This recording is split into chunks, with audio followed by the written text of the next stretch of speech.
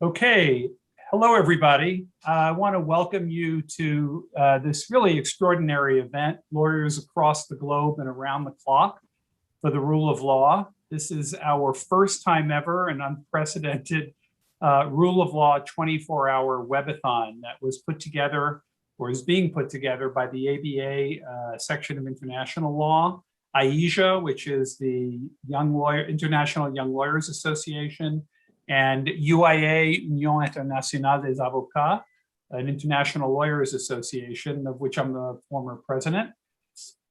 This panel is being presented by the State Bar of California and the California Lawyers Association. Those are two different groups, and we'll hear a little bit about what they are and why they're different in a moment. And our topic is to discuss the concept of the independence of the bar as an important component of the rule of law. And that component in light of the role that courts play in attorney oversight and discipline. Is that role consistent with an independent bar?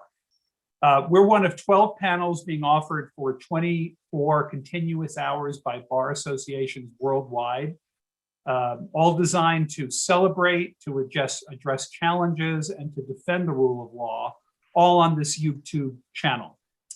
As everyone knows, the rule of law is really our legal underpinning that guarantees human rights, justice, fairness, creates economic opportunity and development. And frankly, we as lawyers are often the first line of defense of the rule of law. It's not merely our stock and trade, it's our core value. And the universal commitment of the world's lawyers to the rule of law inspired us to put this together and inspired all of these law societies to join forces and launch this first of its kind webathon. We're really proud to be a part of it. I'm Jerry Roth. I'm a partner at Munger and Olson in San Francisco, immediate past president of the UIA, the Union Internationale des Avocats. I'd like to introduce my co-moderator, Leslie Caldwell. Leslie is a partner at Latham and Watkins in San Francisco, former chief of the criminal division of the Department of Justice. And she will be introducing our first two speakers. We'll introduce all the speakers and then we'll kick into our discussion. Leslie? Thanks, Jerry. So Sean SeLegue is an appellate partner at Arnold and Porter in San Francisco. He is also the chair of the State Bar of California Board of Trustees and has extensive experience in the law governing lawyers. Emilio Varanini is the president of the California Lawyers Association, with a long history of bar association work in the State Bar, the American Bar Association, affinity bars, and as a senior attorney in the California Attorney General's office. Jerry? And in order to get an international perspective on this, we also have a lawyer from France. We have Stephane Bonifassi, who is a prominent member of the Paris Bar and founding member of the International Academy of Financial Crime Litigators. Stephane is joining us from Paris, where it is midnight. Thank you, Stephane, for spending these late hours with us. And we also have a very distinguished international litigation arbitration lawyer, university professor, and author from Mexico, Oscar Cruz Barney. Both Stephane and Oscar are active members of the UIA. So very quickly, I also want to thank Donna Hershkowitz, who is executive director of the State Bar of California, who helped me put this together, and Justin Treese of my law firm MTO, who is on the line with us and handling all of our technical and logistical issues. So the issue today is the independence of the bar. It's talked about all the time. We all reference it, but what does it mean? Who are we independent of? And are we properly independent from those institutions? Frankly, in the United States, all of us as lawyers are officers of the courts.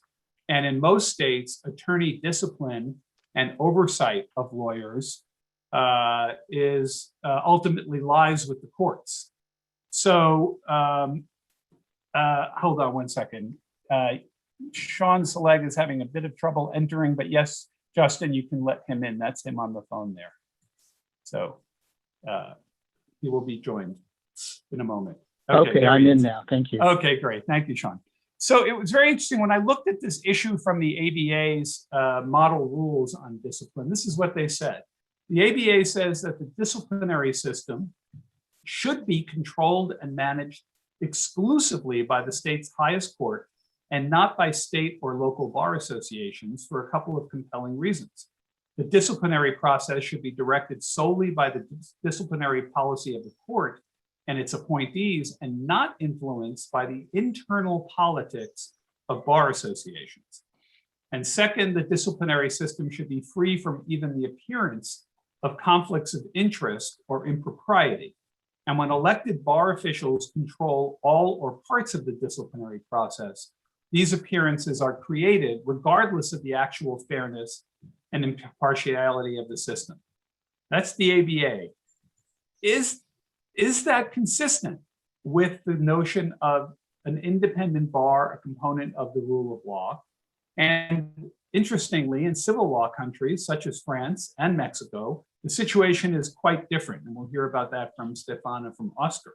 Bars play a different role. They often play a stronger role. Bar leaders have significant authority over lawyers. And how do we reconcile these very different concepts with what we all agree is the independence of the bar component of the rule of law? That's the question we would like to ask our panel. And with that, I'm going to turn the mic over to Sean SeLegue, who, as I noted, we have a photo of him, but he'll be speaking to us over audio because of the internet difficulty. Sean, the floor is yours. Hello. Thank you, everyone. Can you hear me okay? Yes, we can. Yes. Excellent. All right. Thanks so much. Well, your introduction, Jerry, is very apropos. So I want to, and I'm going to address it in two ways.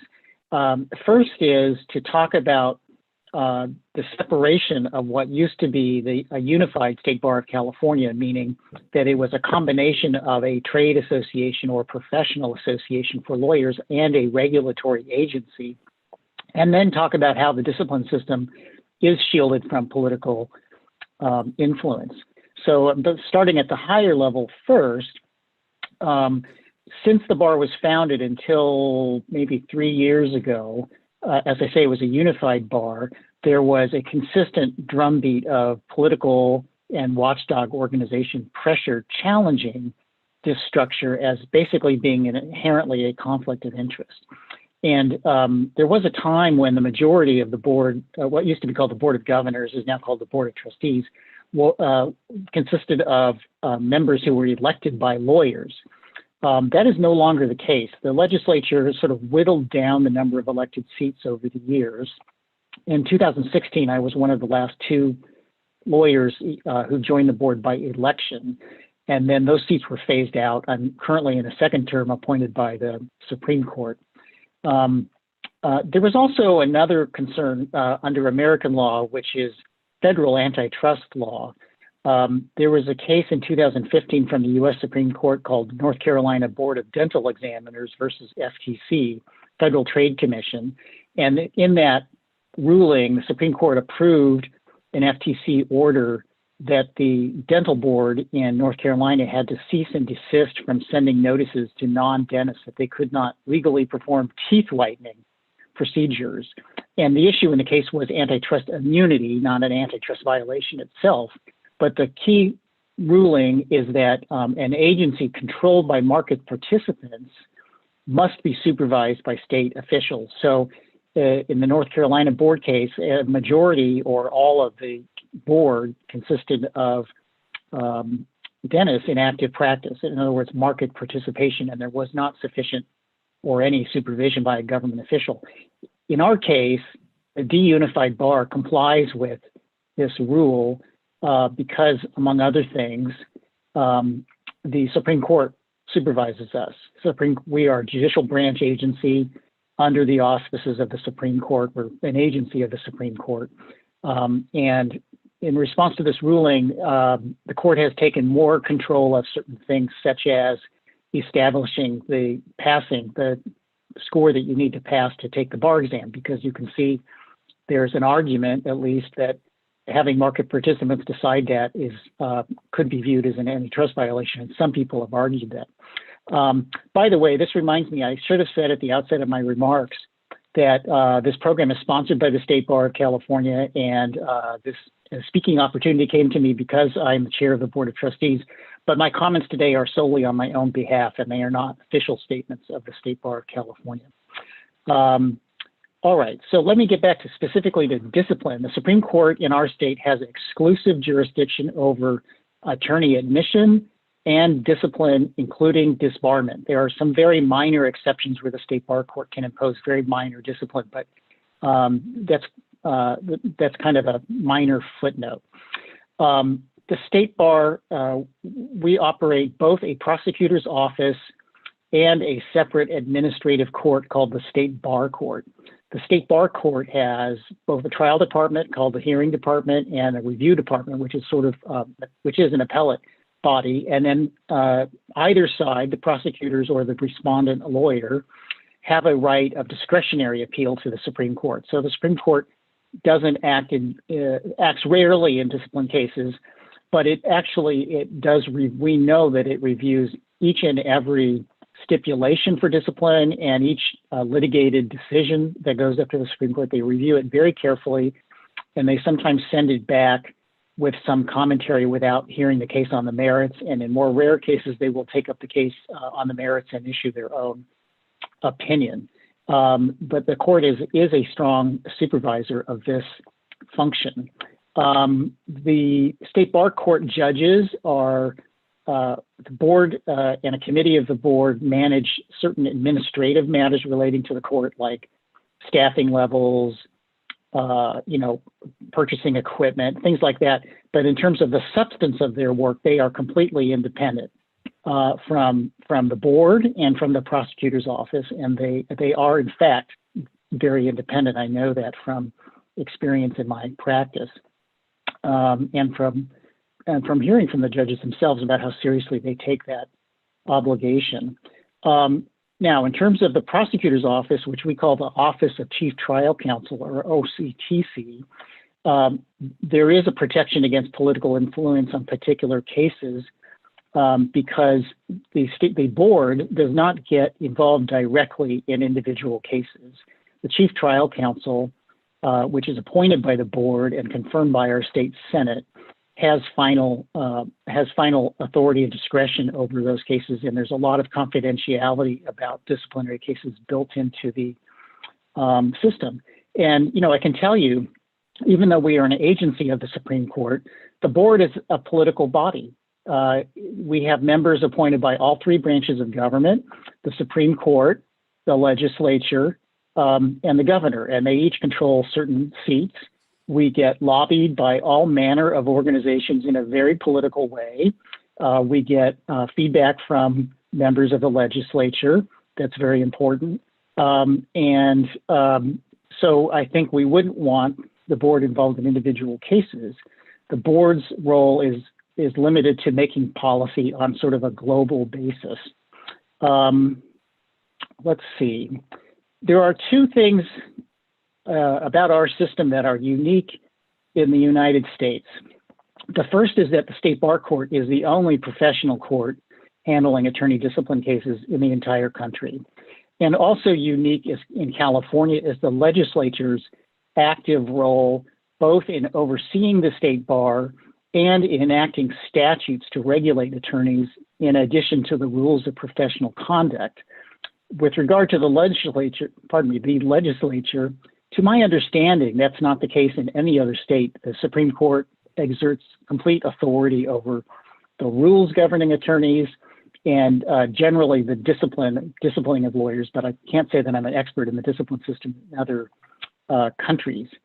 So what we have in terms of the rules that govern lawyers is a dual system. We have the rules of professional conduct, which are adopted by the Supreme Court, usually on recommendation of the State Bar Board after a very extensive process of study by a committee or commission and public comment before it even reaches the board. Let's see, what else did I want to mention? In terms of discretion, the prosecutor's office, as I mentioned earlier, has a lot of authority in deciding which cases to prosecute. But there is sort of a safety valve for this. And again, the Supreme Court is an active overseer of our operations. The vast majority of complaints about lawyers that go to the prosecutor's office, and it's in the range of 16 to 18,000 a year. So the volume is just huge. I shouldn't say the vast majority, but a substantial majority of them are closed without any action at all. And that's based on simply reviewing all the facts supplied by the complaining witness and deciding even if all of those facts are true, is there any violation of the rules of professional conduct or the portions of the State Bar Act that apply to individual lawyers. It's, as I mentioned, it's just a huge volume. The safety valve for complaining witnesses is that we have what's called a second look function that's separate from the prosecutor's office, so they can sort of appeal a decision by the prosecutor's office not to proceed with a disciplinary action to a separate group that's within our Office of General Counsel. And they have the authority to basically, and they do, review the file, and they provide feedback to OCTC. They don't have the ability to commence a disciplinary action, but they can say, maybe you should look closer at this or that. Or if the complaining witness has submitted additional information during the second look, sometimes they'll send it back for further investigation. There's also something in California called a Walker petition. After the second look is denied, the complaining witness can file a petition directly with the Supreme Court and ask the Supreme Court to direct that the lawyer be disciplined or investigated. Those are very rarely granted, but they are granted occasionally. And again, as with all the disciplinary stipulations and decisions that go to the Supreme Court, we know that the court looks at these very, very carefully because we can see when we get rulings from them how carefully they have studied the file.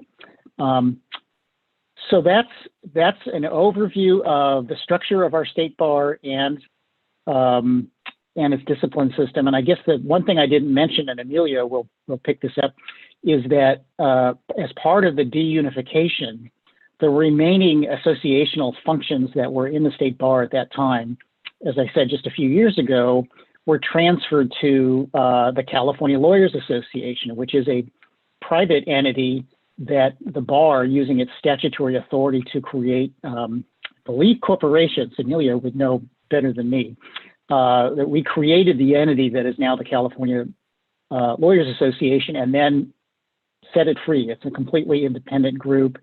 And Emilio will talk about the significance of that and what that means they can do that couldn't be done when that function, the associational aspect, was part of the State Bar of California. So I'll stop there for now. Sean, thank you so much. And let me just I just want to sort of put my finger on a couple of points that you covered. And then we'll hear from Emilio on this other organization. But it sounds like this organization, of which you are the chairman of the board, is the official required bar association. All California lawyers, myself and Leslie, both have to belong to it. And yet it is subject to the oversight, and you said sometimes strong oversight, of the court, and its board members are appointed by the legislature, the court, and by the governor. And so all of the political branches are choosing the leaders of this organization. We no longer, did I get it right? We no longer have any that are voted in by members. You were the last 2 years ago. Right, that's correct. And I perhaps wasn't as explicit about this in my comments as I should have been. The State Bar is no longer an association. It has no associational aspects whatsoever. We don't have members. We used to have, every lawyer used to have to be a member of the State Bar. It was a compulsory association. If you wanted to practice law, you had to join, but no longer. We are now in statutes called licensees, and the State Bar is solely a regulatory agency. So the association is on Emilio's watch. We have nothing to do with that anymore.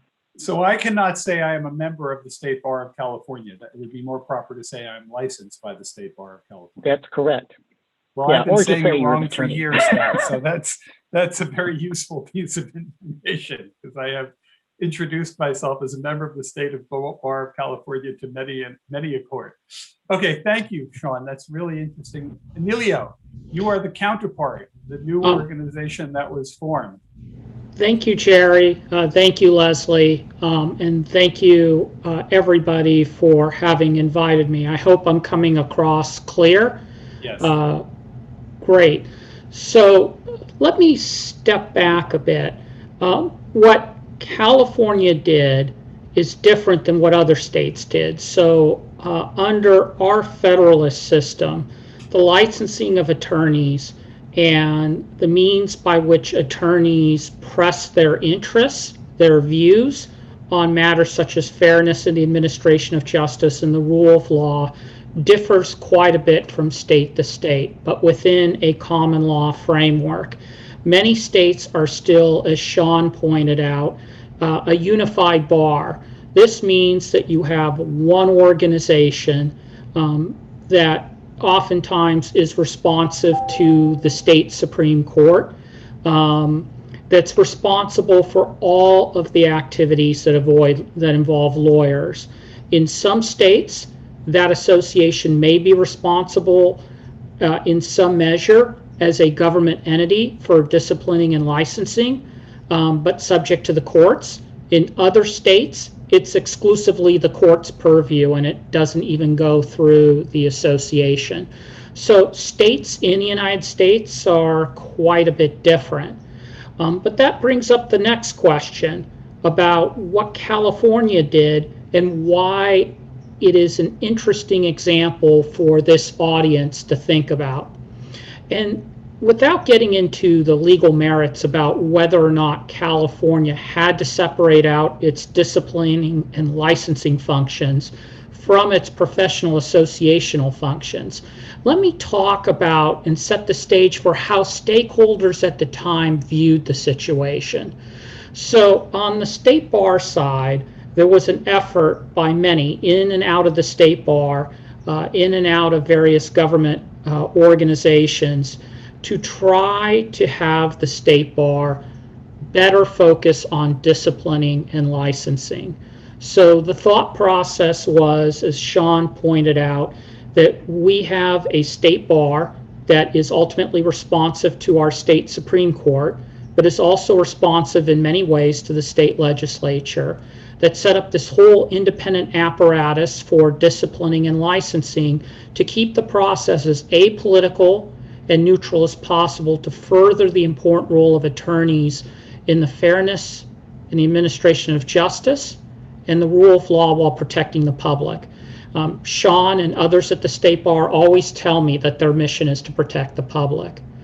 But this left the question of how can the state bar best do that if it has all of the subject matter sections, for example. So there were originally in the state bar 17 different sections devoted to various aspects of the law. Some of them were specific subject matter like tax, business law, trusts and estates, or antitrust.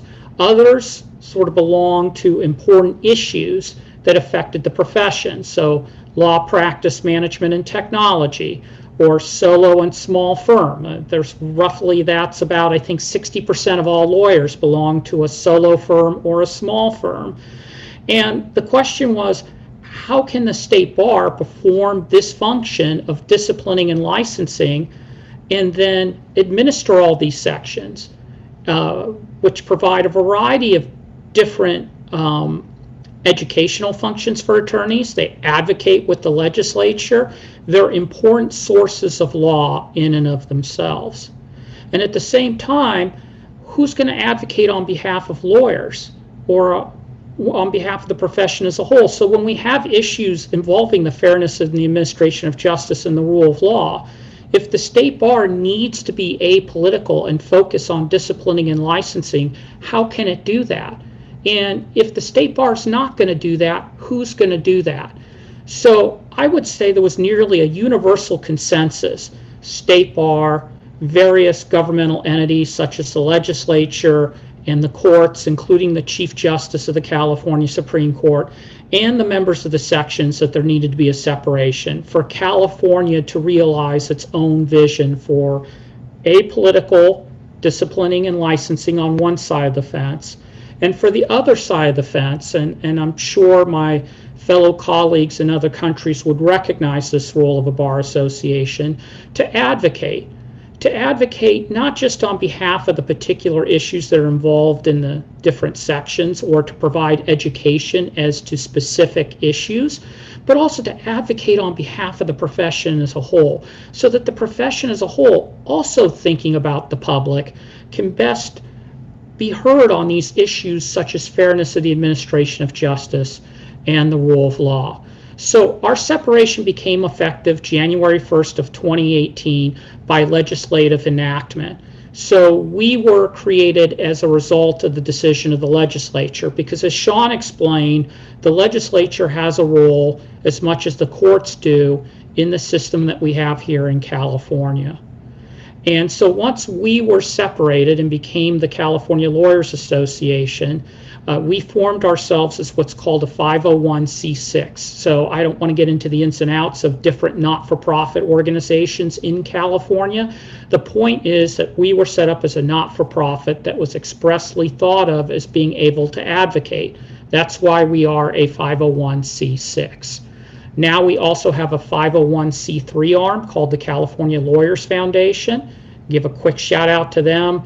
They do an excellent job of helping run various initiatives that we have set up, finding financing for those initiatives, and they're now going out and developing yet additional initiatives under the leadership of their president, our former president, Heather Rosing. But this illustrates what we were able to do once we were able to separate from the state bar. We could be the state bar for all Californian attorneys to advocate on these issues in a way that is still disinterested, that still thinks of the profession as a whole, but doesn't wrap up the state bar in politics. So we execute a number of different functions. We have advocated in the American Bar Association House of Delegates. I think those of you who are affiliated with the ABA and listening to this broadcast will appreciate that.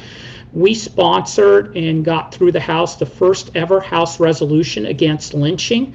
I'm not sure why it took this long, but we got it through. We've been heard on a number of racial justice issues, both within the ABA House and outside of it. We're moving ahead full gear on issues involving diversity, equity, and inclusion, where we've already made huge strides with a lot more remaining to be done. On issues involving access to justice, on civic engagement and outreach, which was a very important project started by the Chief Justice of the California Supreme Court, and which we've been able to continue in terms of matching up lawyers with opportunities for civic education, which we all know is needed now more than ever. And this should not be unfamiliar to those of you in the audience who come from other international jurisdiction.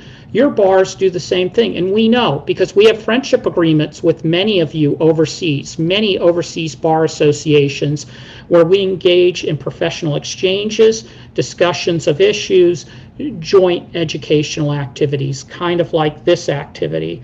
So what I want you all to take away from the California example are a couple of things. One is that we found it useful here in California in addressing the important issues of keeping disciplining and licensing apolitical, that separating out the professional associational functions, as Sean called it, turned out in California anyway to be a boon for everyone. And that here in California, we take great pride in thinking through carefully how can we ensure the best system of justice possible to ensure that attorneys, who at the end of the day, we are officers of the court, we are subject to a number of ethical constraints. My association has, in conjunction with the State Bar, thanks to Sean, and in conjunction with the California Judges Association, a civility task force, because civility is important to our system. And so we in California take great pride in thinking through how can we make this system more apolitical, more focused on fairness of the administration of justice and the rule of law. And you've heard Sean and myself talk about the lengths to which California, as a state that is free to experiment, like all states in our federalist system, has gone to great lengths to try to do that. And I believe with great success insofar as our state is concerned. And that's not to say that other states can't do things differently that fit their states. We're all common law jurisdictions, but states differ quite a bit in terms of their legal systems and how they administer law. And of course, my international colleagues are in a different environment where lawyers may play a role that in some respects is similar, in some respects is different. But I hope this gives you all in the audience a little bit more insight into why California has done things the way that it has between Sean's presentation and my own. Emilio, thank you. And I have a question, just to be clear. So we heard from Sean that the state bar, is subject to the oversight and leadership of the California Supreme Court and the court system. And various members are appointed by the legislature, the governor, and the courts. I take it the California Lawyers Association, in contrast, is entirely independent. You can say and do whatever you want. You don't answer to the courts or to the legislature, and are entirely independent, or no? So we are a voluntary bar association and a private one. Are we formally accountable the way my colleague Sean and the state bar are? Not in that sense. Do we take account carefully of the views of the legislature and the courts? Of course. So we spend a considerable amount of time talking to the legislature, talking to the courts, because that's part of our mission. We advocate on behalf of the profession. This is what we can do now that we are a bar association divorced from disciplining and licensing, and we're free to think about what is in the best interest of our members and of the profession as a whole in this state, who are all licensees of the California Bar or people who work with licensees of the California Bar in advocating on behalf of the profession. Understood. Okay, thank you. Well, let's travel, I guess, all the way across the country and then hop over the Atlantic to our friend Stephane Bonifassi in Paris, where it is now 12:30 in the middle of the night. Tell us, Stephane, hearing this, how does this setup or structure or independence of the bar or not compare to the situation of the French bar, and in particular, the very powerful Paris bar? Well, Jerry, let me say that, as always, I'm very impressed actually by what has just been said. You are really the children of Montesquieu. You believe in the separation of powers, right? And here we have a clear example that advocacy for the profession should be distinct from the discipline of the profession and the admission to the bar. And I find that extremely interesting. I think it's an interesting development, and that probably in France and in Europe generally, we should look at this, because we do mix advocacy, discipline, and the introduction you made, Jerry, about conflicts, about politicization of the bars is something that we should be considering. And Sean did mention as well antitrust issues, and I think they are there as well. So I think it's a very interesting approach that you've had in California. Now, let me explain where we come from in France, and I think that generally in continental Europe, things are somewhat similar. I mean, not exactly the same because we have a specific history, but I do believe that there are quite a few common traits all over Europe that I'm going to be describing here. We believe in self-regulation very, very strongly. We believe that the rules should emanate from the ethical rules should mostly emanate from the lawyers and the elected members of the bars. And we believe that discipline should be handled by elected members of the bar. That's really what, and of course, when you go upwards and when there's judicial review, then courts do get involved. But you know, the core, the first instance decisions, the decisions that are going to set the way the ethics work in France are going to be somewhat designed by the profession on a self-regulation basis. Where is that coming from?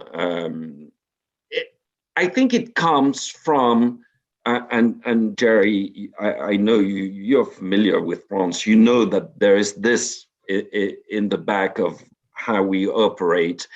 There is somewhat of a distrust between lawyers, members of the bar, and on the one side, and judges and prosecutors on the other side.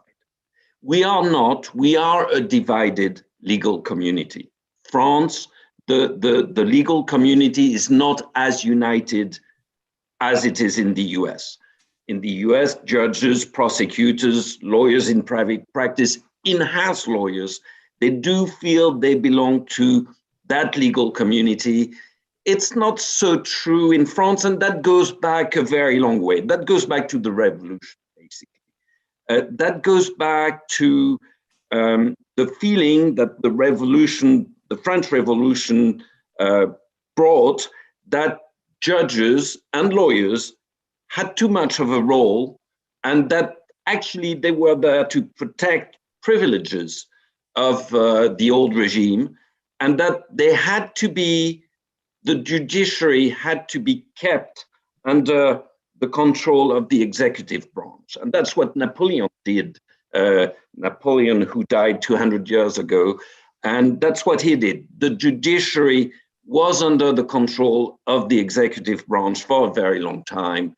And judges and prosecutors were merged together and still are today. It is, you know, and then you have on the other side, in a way, you have lawyers, avocats in private practice. And you know, because this is creating a tension between the judiciary, the French way, meaning judges and prosecutors together, and private practice on the other side. And there is a strong division, and we didn't believe that our ethical rules could be governed by these people who were, you know, for one thing, together, and in a way, not that independent from the executive branch.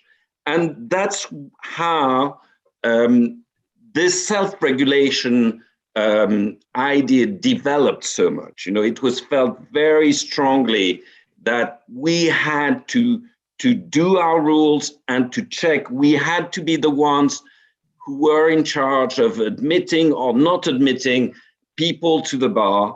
And there are famous examples of people wanting to join the bar, and the bars have refused those people. You know, we were in charge of the admission, and it was not going to be judges, prosecutors, the executive branch that were going to tell us what we had to do. Remember also that, you know, in the 40s, of course, but also during the Algerian War, a lot of tensions were there. The bar was under attack for protecting either the Algerian independentists, or after that, those who were trying to defend French Algeria. And there were a lot of tensions at that stage, and there were attempts to have lawyers disbarred because of something that had been said in court by the judge who was in charge of the hearing, and that created a lot of tension, and that was taken away from the judges. And nowadays, if you know there's an incident at a hearing, It's not the judge in charge of the hearing that can decide whether you can go on with, but you have to rely to the bâtonnier, to the decano, to the head of the bar to see how the problem can be resolved. So I think I can stop here, Jerry. But when we speak independence, when we speak ethics, when we speak rule of law, we strongly believe, because of that history, we strongly believe in self-regulation. And when we hear the ABA, the comment you're making, although there are grounds to what, I do understand the conflict issue. I hear it. It's a very good one. I do understand the politicization of, the bars. But self-regulation is still seen as too important to be relinquished for those reasons. That is just fascinating, Stephane, because of the historic. I mean, you managed to work in not only the revolution and Napoleon, but the Algerian War. That's kudos to you. But it all makes sense because history does have such an impact. Can you just say one more word, though, before we turn to Oscar? Because you mentioned at the very end of your comments the bâtonnier, which is our equivalent of the bar president or the head of the bar, which I know in France, from my experience there, is a very powerful position, which actually has authority in some ways over certain aspects of the profession that I don't think corresponds to anything we know in the United States. Yeah, well, we did get away with our kings, but we try to recreate them. And the bâtonnier is our king, in a way, an elected one. But and yes, he is a very important figure. He is a figure you rely to if you have a conflict with a colleague, if you have a conflict with a judge. If the main reaction is say, I'm going to see the bâtonnier, and we are going to refer that matter. If there's a dispute within an LLP, you go to the bâtonnier. Really, he's in charge of, making peace in the bar. So we rely on him very much, on her as well, of course. It took long, but we do have women bâtonniers nowadays. Yes, some wonderful ones. In the past couple of years. So that is fascinating. I don't know, Sean, if or Emilio, if people have come to you with those types of issues and expecting you to resolve them. I suspect not, but it's a really interesting contrast. But let's get a fourth perspective from our colleague, Oscar Cruz Barney. Oscar, you've heard what goes on in California. You've heard what the ABA has to say, and you've heard what they're doing over in France. What is the Mexican perspective? Yes, well, thank you very much, first of all, for the invitation, Jerry, and thank you all for being here. Let me start saying that in Mexico, we also believe in self-regulation, and we also believe that lawyers, we have to get to organize ourselves and to set our own set of rules of professional conduct. And the idea is that also the lawyers, we create our specific ethic or professional conduct tribunals or courts to resolve and to follow the discipline and to impose the discipline on the lawyers. Traditionally, well, in Mexico, the oldest bar association in the continent is the Mexican one, the Ilustre Nacional, Colegio de Abogados de México, the Ilustre National College of Bar Association.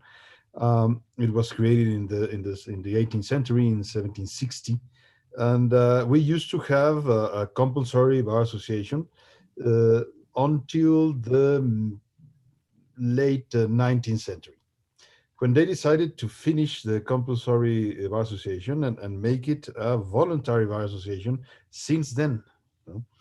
And it has been a complete disaster, let's say, not having this compulsory bar association doesn't let you to have a full, complete system of discipline and a full system of professional conduct regulations. What we have in Mexico is, since we are a federation, we have each state of the country has its own professional regulations, and it's mostly a general regulation for all the professions that are practiced on each state. So the same rules applies to an architect or to an engineer or to a musician or to a lawyer. So that makes it very difficult to create or to maintain a discipline system for the lawyers. We have 31 different registries for the lawyers, one in each state, and then we have a federal one. But sometimes they repeat each other, so we don't really know how many lawyers are in the country. So that makes it really difficult to control, and by control I mean a professional control of the lawyers. But we have been working to solve this because we don't have general professional conduct rules that apply to all the lawyers in Mexico. We have more than 400 bar associations, and only some of them have ethical or disciplinary rules that apply to them. We have three main bar associations: the Ilustre Nacional, which is the oldest, the Mexican Bar Association, and the Corporate Lawyers Association, the In-House Lawyers Association. All three of them works very well. The three of them have their own conduct and discipline proceedings and rules, and three of them apply them.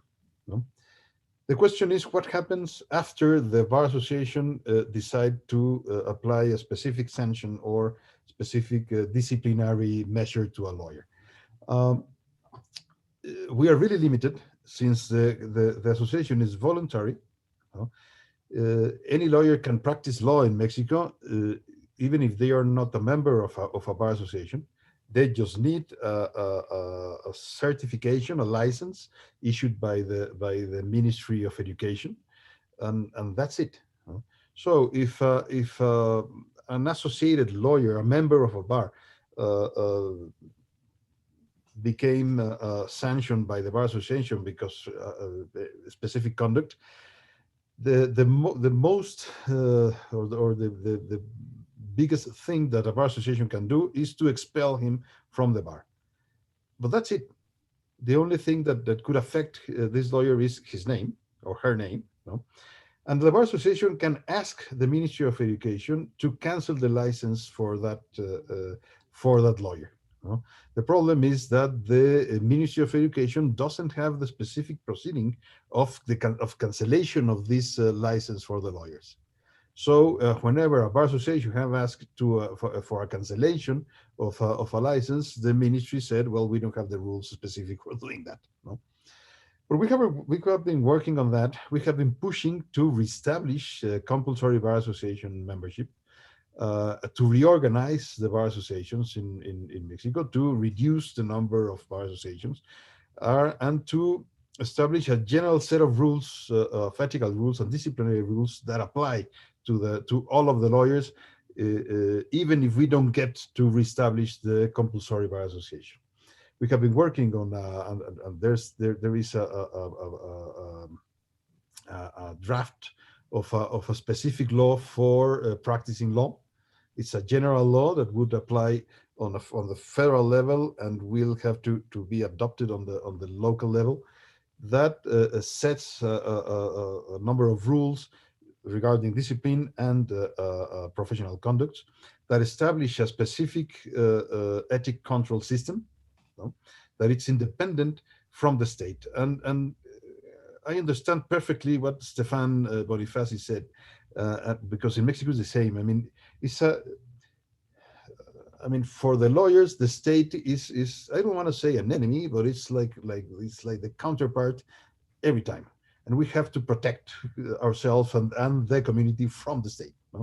And in order to have, for example, a judiciary control of the ethics of the lawyers, we first need a fully independent judiciary system.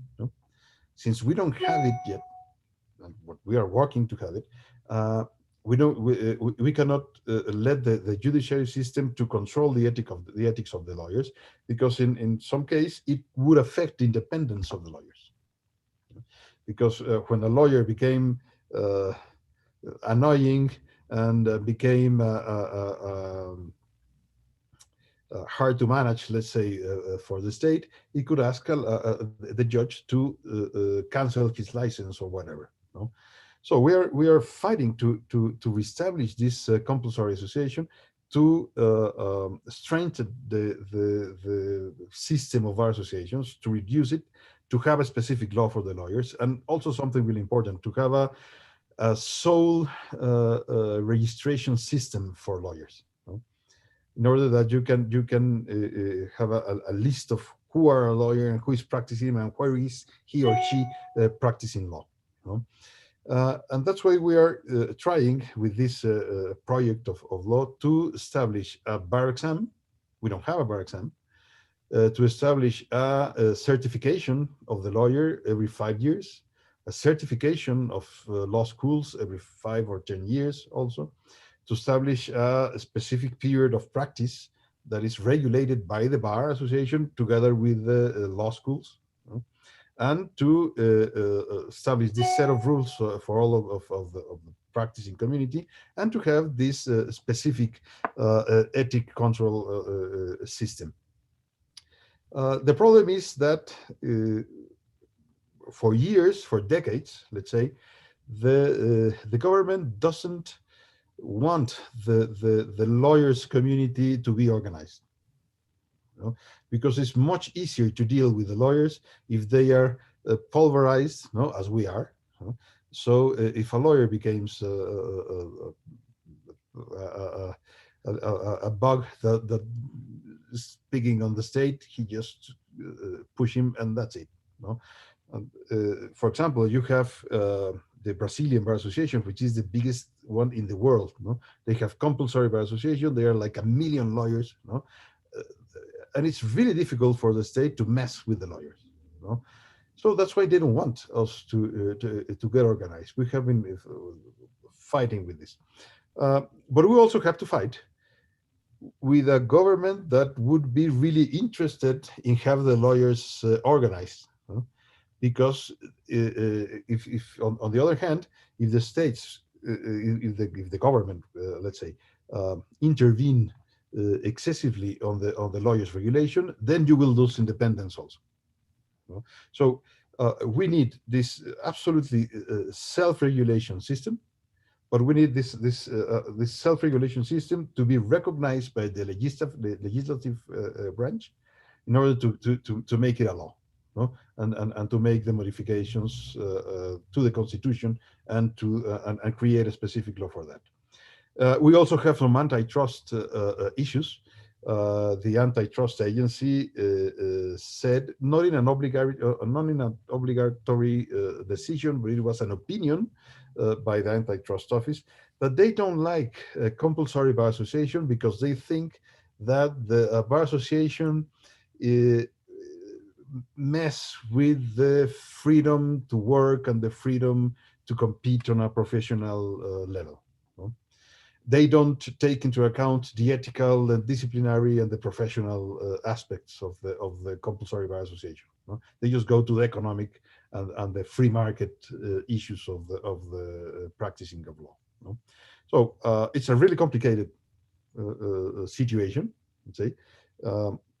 It's really complicated also because we have some articles of the criminal code and of the civil code, which are, you know, all over the place, regarding the conduct of lawyers, regarding the communications between lawyers and clients and between lawyers themselves. But for example, the civil code, which regulates the client-lawyer communications, secreto profesional, the professional secrecy. The specific article, the text of the article, came from the Siete Partidas de Alfonso X, from a regulation from Spain from the 13th century. that survived all through our civil code. So we haven't made any change on that since we have a civil code in Mexico, which is 1828.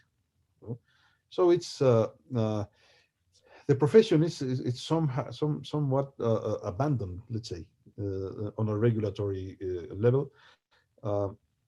We don't want the state to be inside our regulation. We need a self-made regulation. We need control of ethics and discipline, an independent one. But we need a government that listen and be willing to grant this and to protect this independence, let's say. So Oscar, before Leslie has an interesting question that she and I have been talking about that relates to all of this. But what I hear you saying, and when I hear Stephane, different from Sean and Emilio, it sounds like, Oscar, you are saying the independence of the bar is really important in opposition in some way to the state, which you see as not an enemy, but an adversarially, let's say, and that could take steps to, as you say, silence a lawyer who it felt was harassing it or taking positions opposite to the state. There's a lack of trust, a lack of common purpose between the Estado, the state, and the lawyers. And beyond that, you also indicated that the courts are subject to that state. The courts themselves are not independent. So you're wary of the courts as well, because they are, as you said, somewhat under the thumb of the state, or can be. They're not as fully independent as you'd like. Stephane, you said that there's this distrust between the judiciary and lawyers, which creates which is sort of impelling or underlying this notion of independence of the bar. You would not be content with having the entire bar and the profession subject to the courts, as ultimately it is in the United States. And when I hear Sean and Emilio, both of what you said seems to presume a certain level of trust and cooperation with the courts. I mean, you said, Emilio, you're working with the court on a joint project. Although you're independent, you of course take into account their views. It doesn't sound like there's this sort of kernel of opposition. And Sean's the association of which, well, it's not an association, the licensing organization of which Sean is the board president, is subject to the court altogether. So that much is clear. I'm interested in what you think. Is this notion of an independent bar tied to how much trust there is, what the relationship is because of history, because of political systems, because of social history of the relationship between these branches? And interested in that. And Leslie, I thought the question you were raising earlier about what happens in a circumstance about yeah. So I don't know if you guys want to address Jerry's question first, or you want me to just go ahead, but yeah, Why don't you I will say something about that. Great. Okay, go ahead.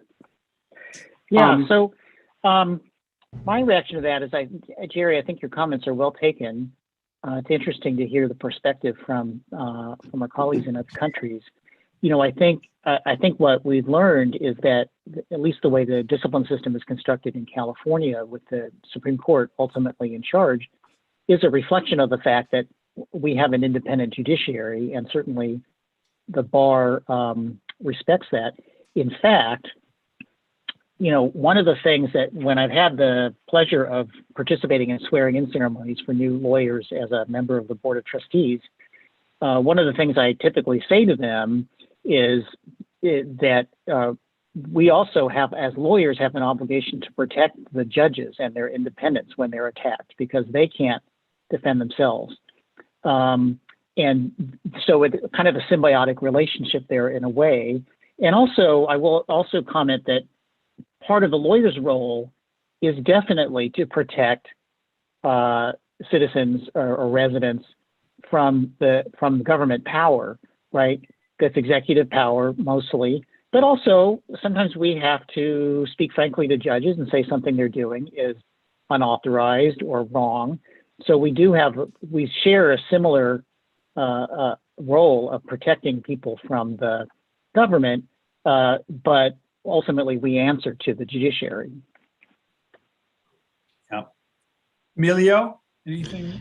Yeah, so I hear a common theme running through all of this, albeit through the prism of different countries with different histories and different systems. The civil system is obviously different than the civil law system is different than the common law system. But the theme that runs through all this is how do we ensure that the bar stays independent, because that's important to the rule of law, that B, that there's accountability. So if people who are members of the bar go off the rails, there is an effective disciplining and licensing system of some kind, without getting into the particulars that differ from country to country and state to state. And two, how do we avoid conflicts of interest? That's a pretty tall order in all of our countries in terms of how to do that. As Sean said, and I would completely agree with him, the courts here are in a different position, because while there are means by which judges are not put into place without some sort of political check, at the end of the day, we have a system with a wide degree of judicial independence that has existed for a very long time. We have a system where our legislature is involved, but it keeps its hands off to a large extent with respect to the courts and with respect to the bar. So, and at the end of the day, because of all of that, we can have the courts be involved through an administrative agency. So this is like a branch of government, but what's interesting, and Sean didn't say this, but I happen to know this from some of the day-to-day work I do, the state bar is actually an independent agency under our state constitution, responsible only to the state court. They are almost like their own branch of government. Now, their budget is approved by the legislature, and as Sean said, the legislature can pass rules that apply to lawyers or to the state bar, but they are constitutionally autonomous, and that's an important point. So as we all sit here and wrestle with what I think are the goals within our different systems, that's really the trick. Can we come up with an entity that is sufficiently independent, yet has some degree of accountability, that we can be comfortable that disciplining and licensing can be done through them without there being a conflict of interest? Because if at the end of the day, the same government that runs the judiciary runs the disciplining and licensing process, and everything is an executive function, I could see where that would raise concerns. On the other hand, I thought it interesting what Oscar said, that, well, if we don't make the Bar Association compulsory, and we don't set up some system for disciplining and licensing, then at the end of the day, the lawyers can be out there doing whatever. And while I like to think all of us here and most lawyers are scrupulous, honest, and ethical, we all know that's not true for all attorneys who are out there. So it's an interesting set of challenges that we're all wrestling with through the prism of our respective countries and our respective legal histories. Oscar? Yes, just a little comment is that the judiciary branch in Mexico is also fighting, let's say, to Oscar, we're having trouble hearing you, so maybe your mic. Can you hear me? Yes, better? that's better. Yes, thank you. What I was saying is that the judiciary branch and mostly the federal judges that are granting the amparos, the constitutional protection measures in Mexico, right now are under fire, let's say. They have been issuing constitutional protection against government measures, etc. And they are getting fire from the state and from the investigating authorities on financial issues and from certain part of the press, etc. So it's a really complex panorama, let's say, because you have a judiciary system that is constitutionally independent, let's say, but not really, because they are at the end nominated by the nominated by the legislative branch. They don't have capacity to propose legislation. I mean, they are limited in a lot of aspects, but they are trying to be really independent, granting this constitutional protection against the executive branch and the legislative branch, and they have to fight against that. And on the other side, they are really under control and under pressure by the other two branches of power. And then you have the lawyers, the other side of the coin, let's say, with a judiciary system that, I mean, we don't want to be controlled by the judges, because we don't know if the judge is going to be pressed by the executive or the legislative, and we don't know if he's going to hold the pressure.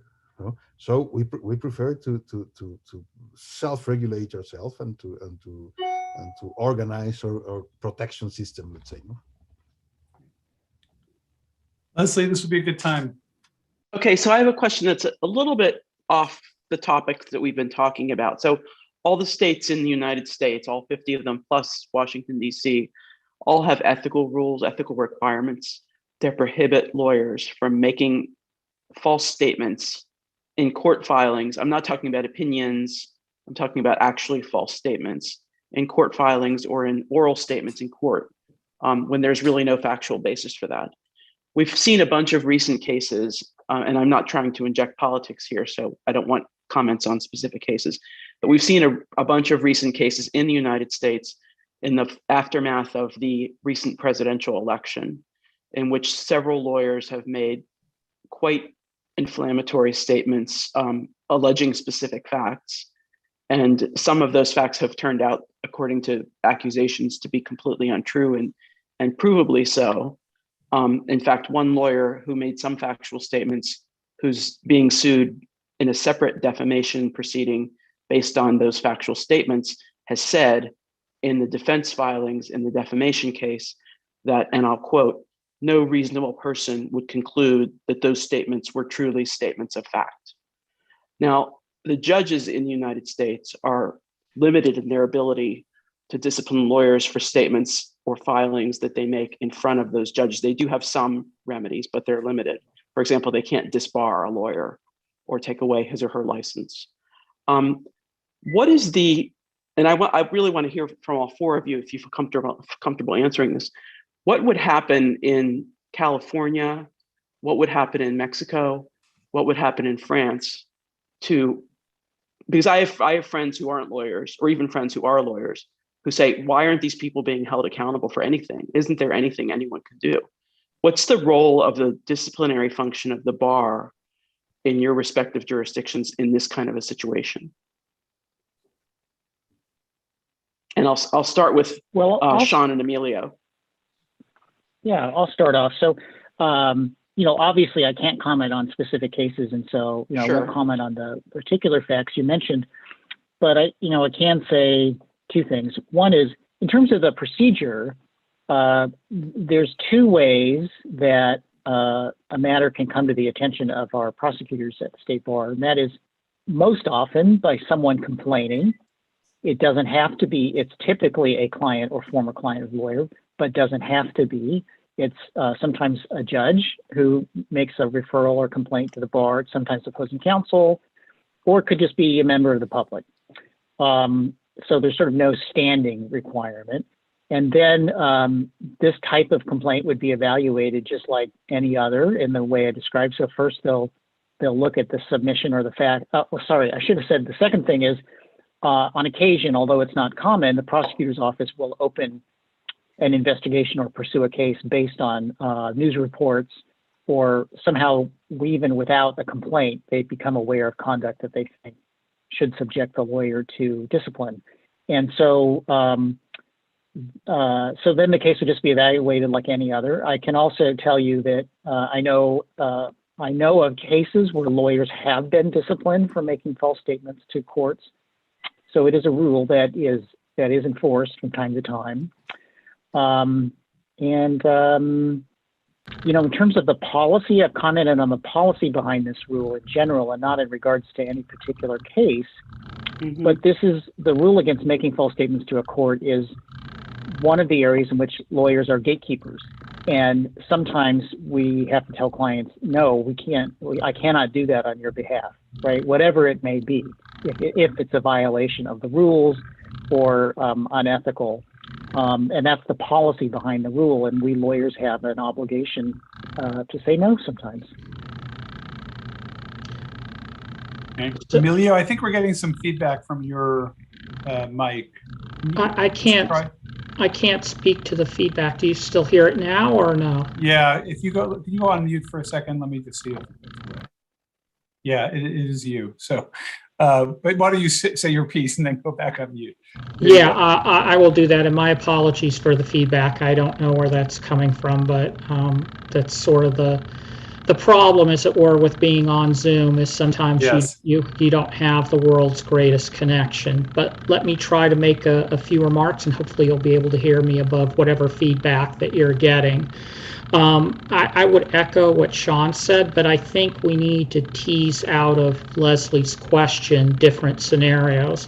There are lawyers who make statements in social media or statements to the public.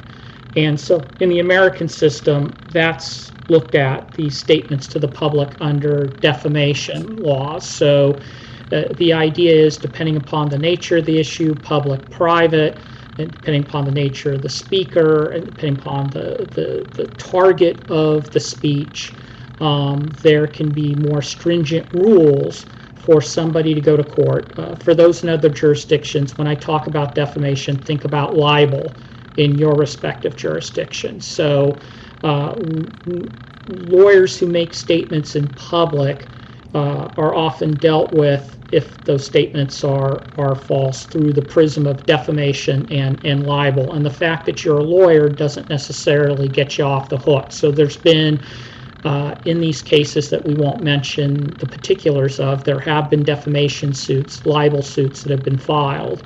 And the quote that Leslie read, I think, had to do with statements that may have been made publicly on social media. And they're trying to pigeonhole those statements as just being statements of opinion that nobody could believe were factual statements. I'll leave that there. I just thought it would help to separate that out from statements to a court or providing evidence to a court. And in our system, and I believe in some measure in every system, attorneys are officers of the court. Maybe not in a strict literal sense in other countries, but in the sense that attorneys are regarded as being an important check of one kind or another. And so for attorneys to fill that function, particularly in our system, ethical duties are imposed on them not to present false evidence or make false statements to a court. For our court system to work the way it does, it not only calls for impartiality from judges, but it calls for attorneys to meet this high standard. And that was Sean's point about how all attorneys at some point are always in the position where they need to advocate to clients. Hey, look, I can't say or do that particular thing you want because that's going to violate my ethical duties. And so that's a different kettle of fish, and that gets handled in one of two ways. One way Sean mentioned is through the disciplining and licensing system, and I will leave it there with his excellent explanation. But I'd be remiss in not pointing out that there are cases where this can lead to criminal proceedings, even in the U.S. So somebody who presents, a lawyer who is found to have presented false evidence to a court, can find themselves subject to criminal proceedings. I know of at least one case in my own history. Obviously wasn't me, but I know of it. I had a role in it where there was an allegation that an attorney had presented false evidence to a court, and that had led to criminal proceedings. So that is another avenue under which it happens. Now, the court system and prosecutors are independent of judges in our system, neither one of them take that lightly. That happens where really it's felt that there is a really clear case that this particular attorney presented false evidence to a court. And judges are very, very careful in that case because they don't want like, let's say, a prosecutor to go after a defense attorney because the prosecutor doesn't like that defense attorney. Our whole system will unravel if lawyers can go after other lawyers on spurious allegations of they presented false evidence to a court. But that is another avenue by which that can happen. And of course, there are other attending sanctions as well. So for example, in my association, if it was found that we had a member who had presented false evidence to a court, we might take action against that member by expelling them from our association. And we are, at the end of the day, a voluntary association, but that is still not an inconsequential sanction to be thrown out of the second largest voluntary bar association aside from the American Bar Association. And last but not least, each individual court has its own powers to impose appropriate sanctions. So if you present false evidence to a court, that particular judge can also take action as well. And again, it's not done lightly. The standards are pretty high to meet, but it is another avenue by which justice can be served in these cases. Thank you. Emilio, can you just go on mute? There you go. Thank you very much. Stephane, what about in France? What would happen under Leslie's scenario? Are we officers of the court? That's really debatable. And let me mention that I come from a system where there is no discovery, right? So this thing that you have where it would be difficult to have a discovery system working in a civil law context. But the fact that there is no discovery means that lawyers are, have, I would say, a flexible approach with the truth, honestly. And Leslie, we did mention a case that you were in charge of when you were at the DOJ, and and to explain nowadays to a French prosecutor that you have led an internal investigation and that you have to trust me, lawyer in private practice, I have led an internal investigation and here are the facts. That is something that is difficult to get past with French judges and French prosecutors, the way they've been used with us, because we have this flexible approach with the truth. And I think we are beginning to realize that we have a big problem here. And now, interestingly, and I will stop here, there was no specific rule in the French ethical rules on that topic. True, when the bar were small communities, a lawyer that would lie to judges, that would be known, and there would be some sort of control over this. But now that the legal profession has expanded so much, the control is not as strong. And we had no rules out there. Like, I'm very jealous of, because you're saying you're saying that you have nothing. I think you have Rule 11 of what, civil procedure, federal civil procedure, Rule 11, right? Yes. Oh my God, they even know Rule 11 in France. We're in trouble there. Go on. Yes. But we haven't got something like that in the French ethical rules. But finally, we do have something like that at the European level. And my feeling is that that is coming from the English, from a common law. We have a rule, not as strong as Rule 11, but something like that, which says that, you shouldn't mislead judges, basically. So we have this rule, but this rule is hardly known to the French bars.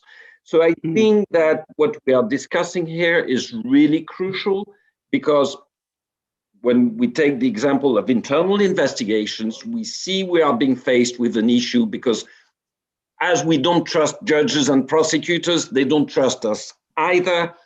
And we have a problem, and there is a bridge that needs to be matched here, gapped here. And we have to build trust. I think that's part of the problem.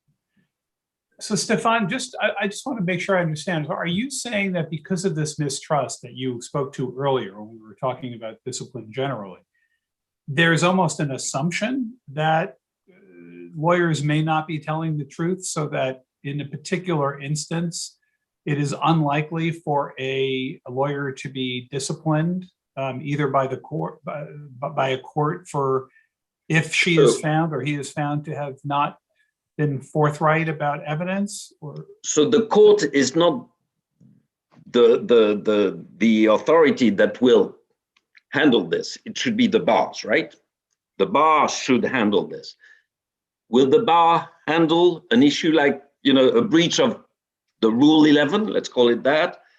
Nah, not really. Not really these days, not really.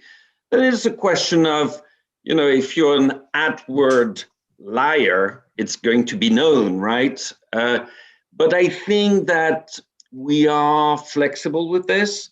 And I think that if us lawyers, want to make an effort, okay, we don't trust judges and judges don't trust us, and that's not a good situation. I think it's a horrible situation, and same with prosecutors. I think that we have to make an effort here. I think it's an important step. We have to understand, we have to look at what the Americans are doing. Although you seem to be saying that, Leslie, maybe that you're not doing enough, let me tell you that from a French standpoint, I would say a European standpoint, you are doing a lot. That's very interesting. Oscar, what about in Mexico? Well, yes, we have two set of rules regarding lying to a judge or lying to an authority.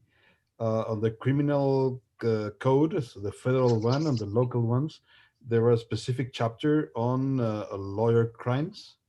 And one of them is lying to an authority or lying to the judge, or asking the client to lie to a judge or to simulate a specific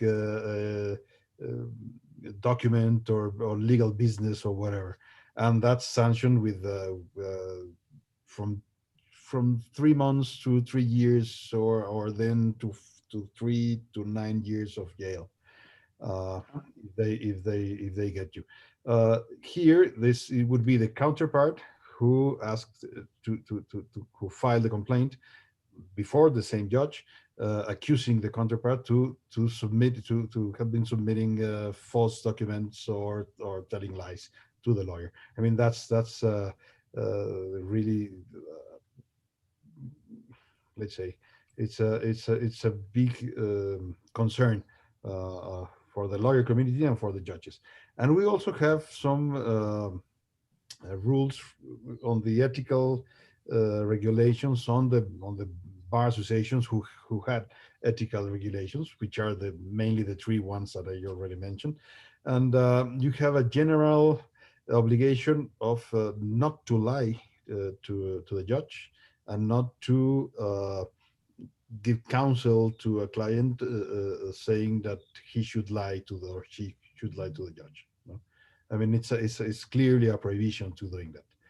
That doesn't mean that the lawyer doesn't lie to the judges or doesn't lie to the authorities, or that doesn't happen. That's clear, but there is a specific prohibition and sanctions for doing that, and it can be sanctioned by the court and by the bar association.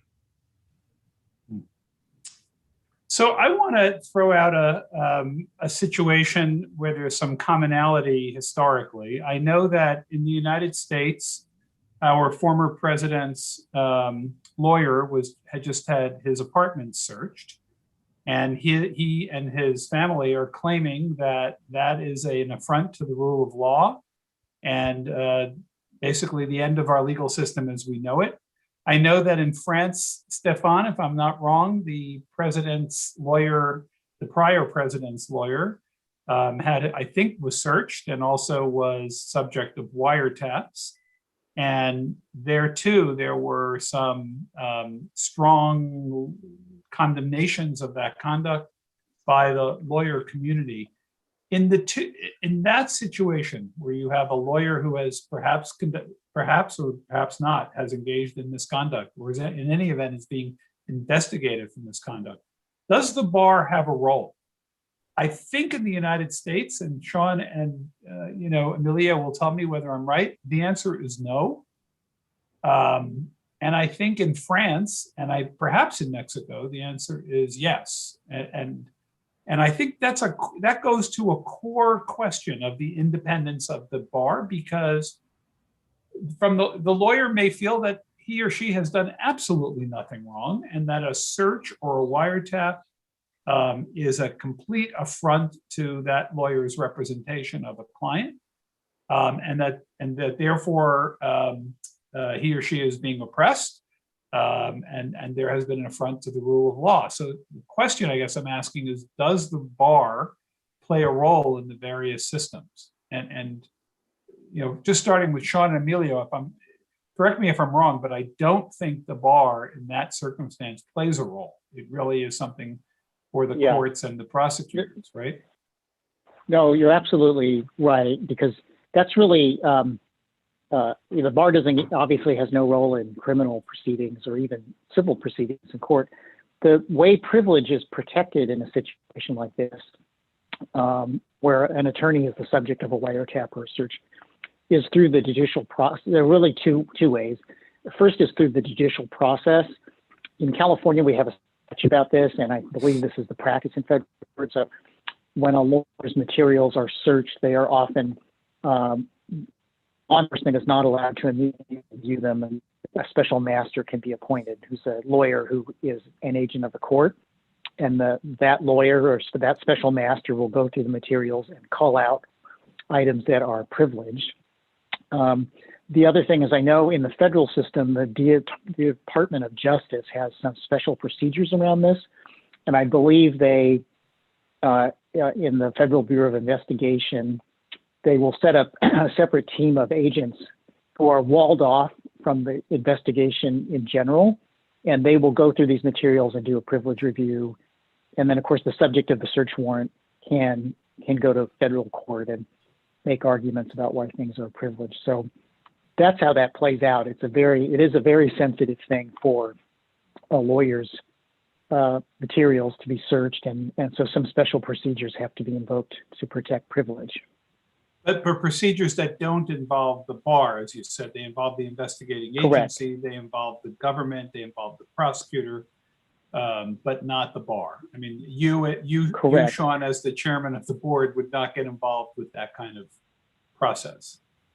No one at the bar would. The other thing I will mention is there is an intersection between the criminal law or criminal conviction and the state bar discipline, and that is that if a lawyer is convicted of a crime of certain types, that can result in discipline.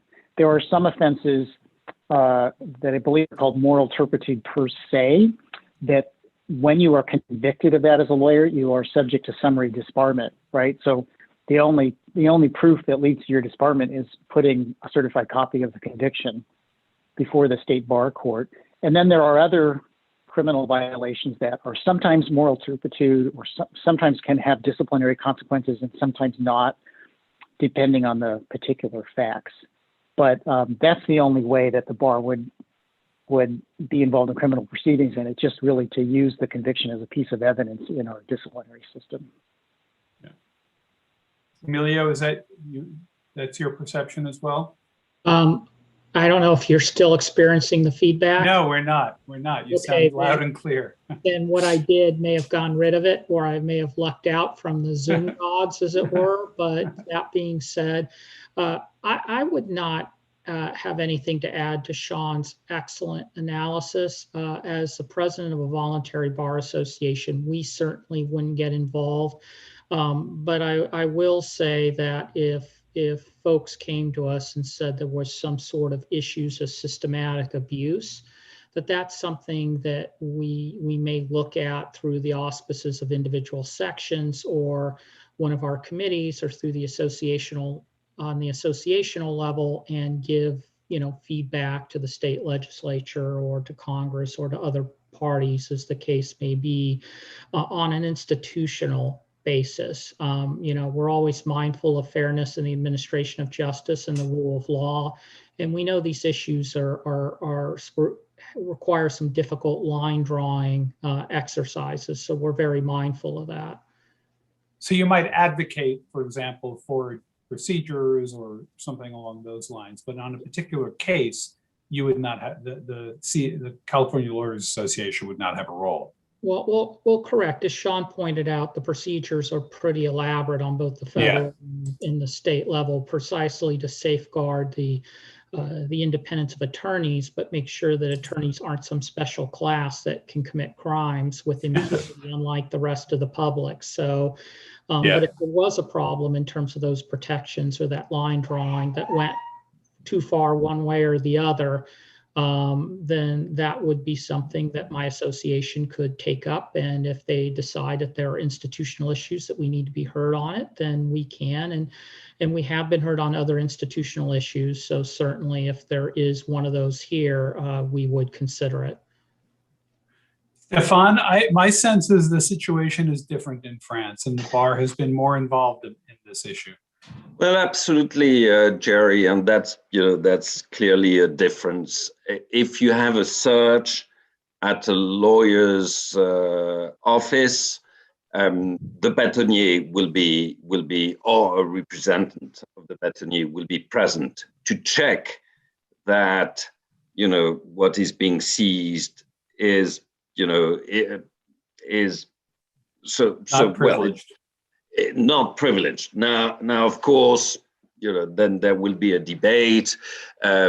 Interestingly, we had a very the bâtonnier could not go to, was in charge of many other issues, so he had someone called Varanini representing him regularly, and that person, being so adamant at protecting the attorney-client privilege, got elected the bâtonnier, and on the notion that he was a strong protector of the attorney-client privilege. Similarly, when a wiretap is considered on a lawyer, the prosecutor or the investigating judge has to go to the bâtonnier and tell him this is happening, so that the bâtonnier can make representation to say why it is wrong to do so in those circumstances. So I have to interrupt you there. I'm smiling because I see Leslie in the upper left-hand corner, who used to be the chief of the criminal division. And if I can turn to you, Leslie, can you imagine, as the chief of the criminal division, having to contact the president of the ABA, let's say, or Sean, if this case were in California, or Emilio, and letting them know that you were about to conduct a search down at a lawyer's office, and they should hurry down so they could be present and tell you what you could and couldn't look at. Also, you might submit your wiretap affidavits to them. Patricia Refot as the president of the ABA, so that she could decide whether or not it was appropriate. I mean, it's such a different concept. And that would never happen here. And if somebody proposed it, it would be shouted down from many different directions. So it's just so interesting, Stephane, because I had, when I first heard about that, but that really does go to I think that arises from a notion of independence of the bar, of the bar being self-protective and Absolutely. Absolutely. And you need to check those prosecutors. You need to check what they're doing. Exactly. Can't trust them.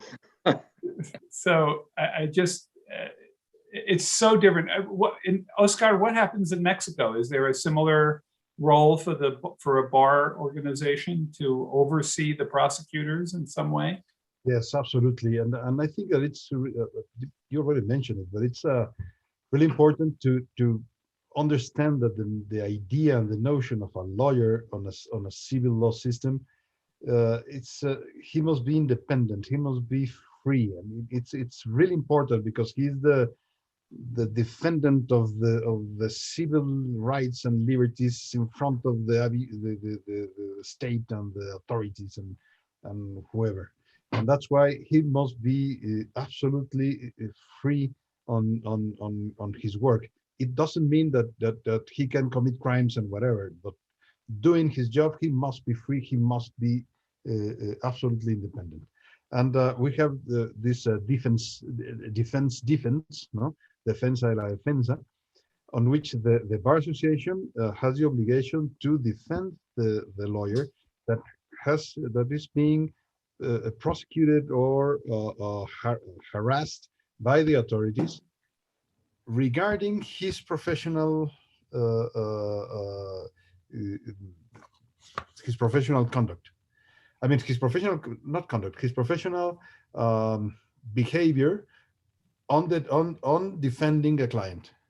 I mean, if a lawyer is doing his job right, and he's stopping the state or the government to violate the rights of the client, and he's being prosecuted because of that, because he's annoying and because the state doesn't like him, well, the Bar Association must step inside and defend the lawyer. And on the statutes of the Bar Associations, there are specific regulations saying that in those cases, the Bar Association should name a couple of lawyers who defend the lawyer against the abuses of state. No, if the lawyer is a criminal, well, he will have to defend himself and whatever, and hire another lawyer. But if he's been harassed because of his professional good behavior, let's say, the bar should and must defend. The problem, again, is that since we don't have compulsory bar association, most of lawyers doesn't know that the bar association should defend them themselves, no? So they don't become members of the bars, and it's that's the problem. No? But yes, we have the obligation of doing that. Yeah. So can I Emilio had mentioned to me when we were preparing for this a point, and Leslie, you're an example of it. So is this different level of trust issue arising in part because of our different systems, in that in France, you typically, or Mexico, I believe, you either come out of law school and go and you're a lawyer, you go to school to be a lawyer, or you go to school to be a judge. You don't go back and forth. You're not a judge one day and a lawyer another day and a prosecutor a different day. So that these are really different communities. And in the United States, Leslie is a wonderful example. Leslie was a private lawyer, was a prosecutor in Brooklyn with me, who became a private lawyer, went back to DOJ, became a private lawyer, handled one of the top cases, the Enron investigation, then became head of the criminal division, all, right, Leslie, all in between practicing in the private realm. So it's not, I guess I'm wondering, is it less divided because of that? And look at some of our former prosecutors are now judges, many of who also practiced in private firms. So is the community less divided because of that free flow? So I think in the United States, at least in the federal white collar criminal bar, the defense bar, like where Jerry and I are, I would say, and I'm making this number up, but I would expect it to be true, 95% of the white collar criminal defense lawyers are former prosecutors, either federal or state prosecutors. And some of those people have gone back and forth. So that's kind of normal. And as Jerry said, a lot of the federal bench is also former prosecutors, the federal and state bench are former prosecutors, but including people who are also in private practice. So I think maybe there's less suspicion and less thinking of them as others, because there's maybe a little more camaraderie. And I'm speaking now just about the white collar bar. I think it varies in other kinds of practice, that there may be a more symbiotic relationship between the defense bar, the prosecutors, and the judges. I guess that's what I'm wondering. Do others think that may be playing a role? Yes, Jerry, you have to understand, but you know this, so but I'm saying it. You have to understand that you can be a judge in France at the age of 25. You're out of school, you go to the judge's school, and you're a judge. And it takes a specific appeal to decide, well, I'm 25, and you know what, I'm going to judge my fellow citizens. I think, yeah, it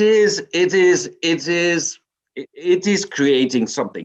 In addition, specific to France, but to Italy as well, and I don't know in Mexico, Oscar will tell us, the problem we have is that the judges' school is not the judges' school, it's the judges and prosecutors' school. And that's really problematic because the judiciary in France is comprised of the judges and the prosecutors. And that's creating a lot of tension, of course, with the defense bar, because there is this camaraderie that you were talking about, Leslie, but it's between judges and prosecutors, and defense lawyers are left out. And that's one of the reasons why we have this divided community, legal community. We are, sometimes the word is said, Oscar, you said it as well, we are sometimes enemies. That's a problem. We have to, and that's why we rely on self-regulation. That's really important, and we have to do away with that, I think, if we want to be, a more efficient judicial system. Emilio, you had some interesting perception from your experience with Italy, as I recall when we were talking about this. Yeah, I have some familiarity with both the French and the Italian systems, and I spent some time not too long ago traveling in China and wrote an article on Chinese rule of law, which is a discussion for another time. I agree with Stephane that, look, the civil system and the common law system came about from fundamental different origins, and I think it's worth it for our audience to keep that in mind. There's a great account of on how the common law system developed from no less than Winston Churchill in his History of the Anglo-Saxon People. So if you want a back of the envelope explanation that actually is very easily understood by the layman, I would recommend to everybody to read Winston Churchill's History of the Anglo-Saxon Peoples. And I think it's the first volume that talks about where the common law system came from. And this is going to be interesting to Oscar and to Stephane. The common law system arose because basically the King of England was trying to fight off church control and feudal control. And so the king developed the idea, well, if I can create an independent system of justice that is reliable and honorable and talented, then everybody will go to those courts. They won't go to clerical courts or ecclesiastical courts. They won't go to feudal courts.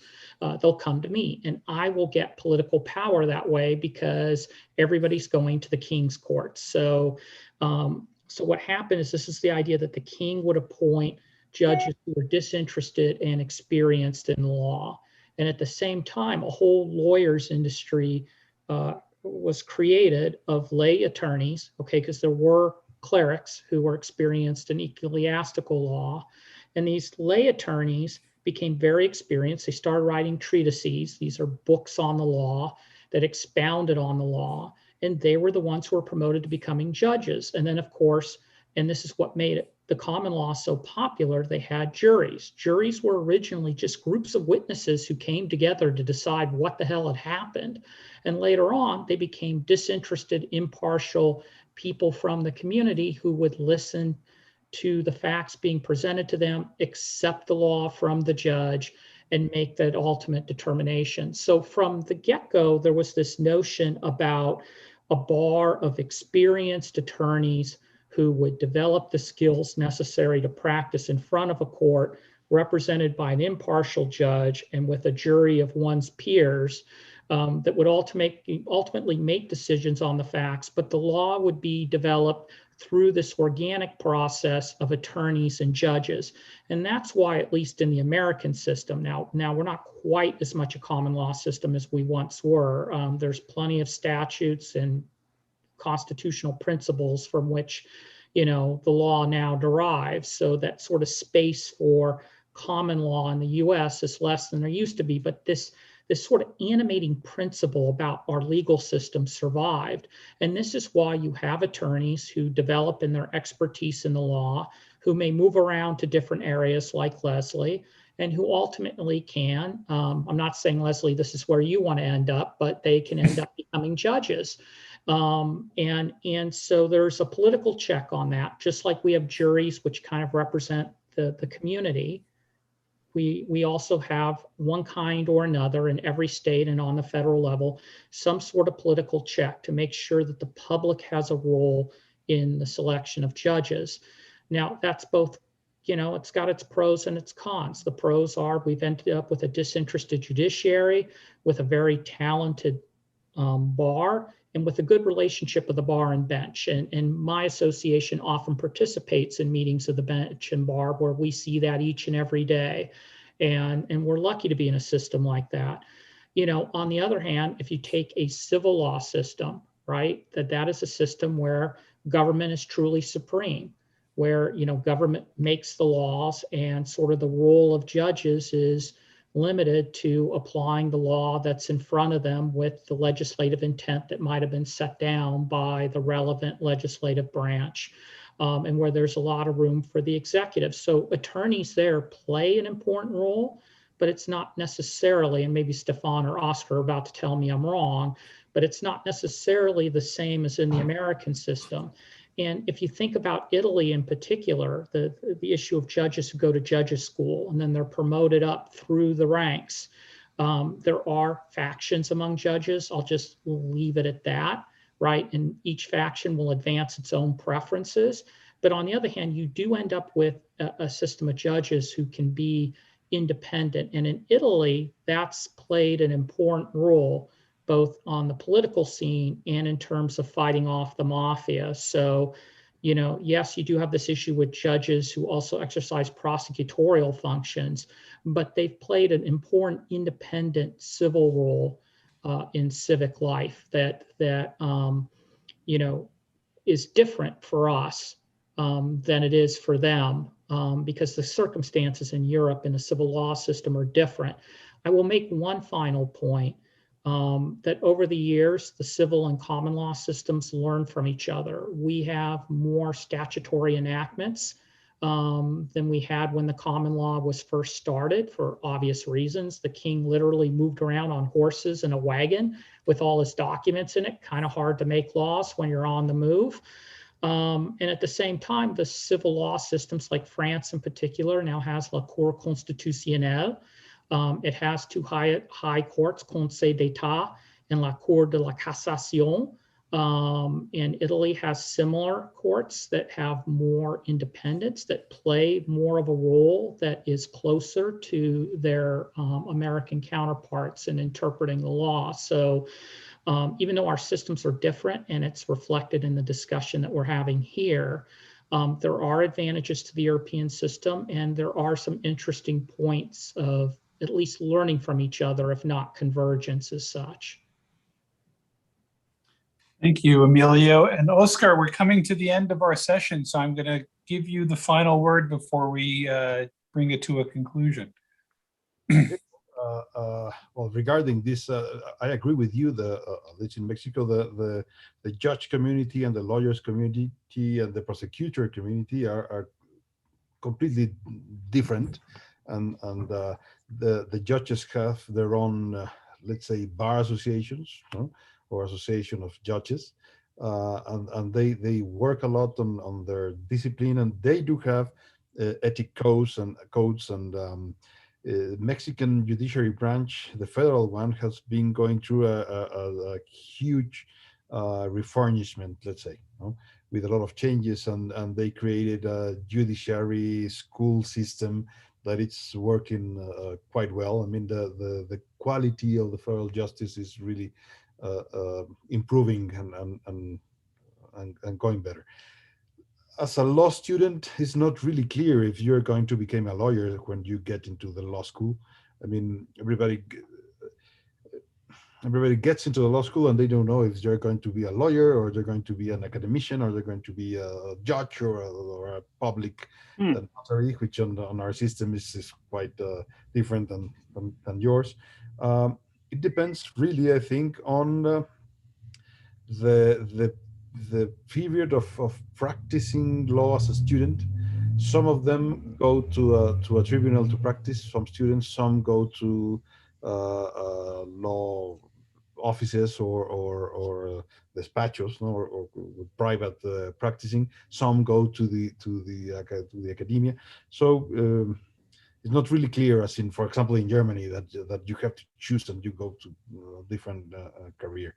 No, in Mexico, you study 5 years of law, the same as all of the rest, and then you decide to get into the judiciary system and then start a judiciary career, or start working with a public notary and start making the exams to become a public notary, or to start working with a law firm, and that's it. But you don't go to a law firm and then you become a judge and then you do a few years as a prosecutor and then you come back. I mean, it's more common that if you used to be a judge, you became a counsel of a law firm. For example, Okay. Some Supreme Court judges now are counselors of big law firms in Mexico. No? After a couple of years of being unable to do anything, to work. That may be an economic decision, but I'm just guessing. Yes. Okay, well, listen, I just want to thank I have found this a completely fascinating discussion, in part because we talk about the rule of law and this component of independence of the bar as a universal, and it is a universal. I think we all consider ourselves to have independent bars, but the way we execute on this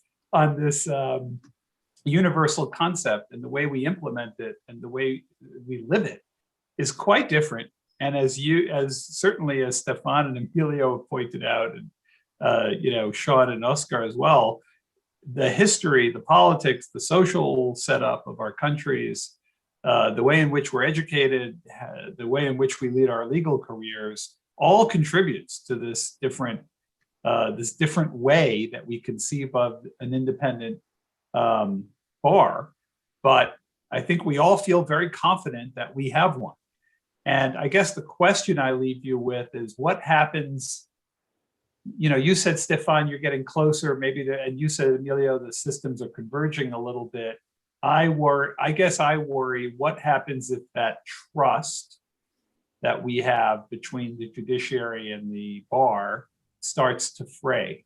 What happens if some of the divisiveness of the country, which we all are seeing, starts impacting that relationship of trust that we have between our lawyers and our judiciary? And if that were to happen, would we find that these institutions we've created based on trust between the two institutions are less consistent with the rule of law, with an independent bar, and thereby with the rule of law? But that's something we will only see in the coming years and probably decades. That's sort of how I would. So let me thank everybody. Stephane, thank you so much for joining us from Paris at 2:00 in the morning. Leslie, it is always a pleasure to talk with you. Oscar, thank you for being here from Mexico. My California colleagues, thank you. I learned that I am not a member of the California Bar, and that was worth the price of admission. Thank you so much, Sean, and thank you, Emilio. And thank you, everyone who joined this panel. This 24-hour webathon, Lawyers Across the Globe and Around the Clock, does not stop here. It moves on. It moves around the globe. And at the top of the hour, in about 6 minutes, we'll be going live to Australia to join the New South Wales Council for Civil Liberties for a fascinating panel about how the Black Lives Matter movement impacted the Australian community, and in particular, the rights of Aboriginals there in Australia. So I think it's going to be a fascinating panel. And the one after that deals with electoral democracy run out of the Japanese, Law Asia, the major law association of Asia. So thank you, everybody. And with that, Justin, I think we can disconnect. And thank you all so much for joining us. Thank you. Bye. Thank you. Bye-bye. Thank you. Bye-bye.